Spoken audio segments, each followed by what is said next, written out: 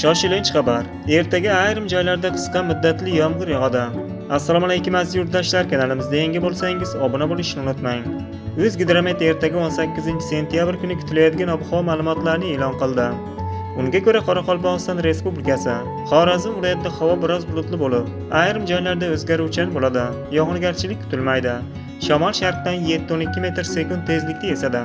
Kechasi 8-13 daraja, kunduz kuni 20-25 darajalik bo'ladi. Buxoro va Navoiy viloyatida havo biroz bulutli bo'lib, kechasi va ertalab ba'zi joylarda qisqa muddatli yomg'ir yog'ishi kutilmoqda. Shamol sharqdan 7-12 metr/sekund tezlikda esadi. Kechasi 10-15 daraja, kunduzi esa 23-28 darajalik bo'ladi. Toshkent, Sirdaryo va Jizzax, Samarqand viloyatlarida havo biroz bulutli bo'ladi. Ayrim joylarda qisqa muddatli yomg'ir yog'adi. Shamol sharqdan 7-12 metr/sekund tezlikda esadi.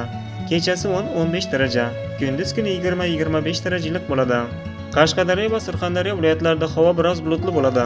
Ayrim joylarda qisqa muddatli yomg'ir yog'adi. Shamol sharqdan 7-12 metr/sekund tezlikda esadi.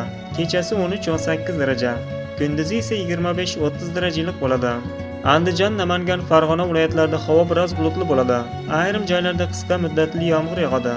Shamol sharqdan 7-12 metr/sekund tezlikda esadi. Ayrim joylarda 13-18 metr/sekundgacha kuchayib, chang to'zon kuzatilishi kutilmoqda. Kechasi 10-15 daraja, kunduz kuni 20-25 daraja issiq bo'ladi. Respublikaning tog'oldi hududlarida havo biroz bulutli bo'lib, vaqti bilan yomg'ir yog'adi. Baland tog'li hududlarda qorga aylanishi kutilmoqda.